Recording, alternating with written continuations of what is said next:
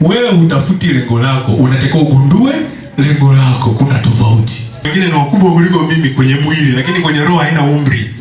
Roho haina jinsia. Tulikuwepo na kila mtu ana zumuni lake kuja duniani. Sasa katika hilo zumuni ni kama mtengenezaji anaitengeneza simu. Hiyo simu unayoitengeneza unaiwekea vitu ndani yake ambavyo vinaweza kukidhi anaenda kutumia, si ndio? Kwa hivyo wewe ulivyoumbwa uliwekewa vitu ndani yako kwa ajili ya dunia. Wewe utafuti lengo lako, unatakiwa ugundue lengo lako. Kuna tofauti.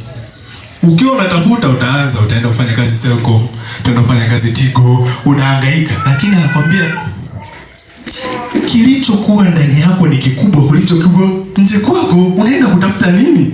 Jigundue wewe. Amen. Jigundue. Unajigunduaje sasa? Ndio tunakuja kuambiwa tulipewa dominion, utawala. Tujue kipaji chetu. Lengo lako ndo mafanikio yako. Amen. Lengo lako ndio mafanikio yako. Gundua sehemu ambayo unatakiwa utawale. Na wewe utawali watu. Wanadamu anaambiwa atawale vinavyotambaa ardhini, vinavyopaa angani na ambavyo viko majini. Ila sio mwenzako. Ndio maana kuna wengine utawakuta wanawatawala boyfriends zao, ma girlfriends wao, au mke au mume. Ili tu aone kwamba yeye ni mwamba. Hapana. Wanakosea. Au wanamkuta mtoto wake anaanza kumwambia wewe fanya hivi, peleka huku. Yaani aonekane kwamba yeye ndo mkuu. No. Hicho sio lengo la Baba.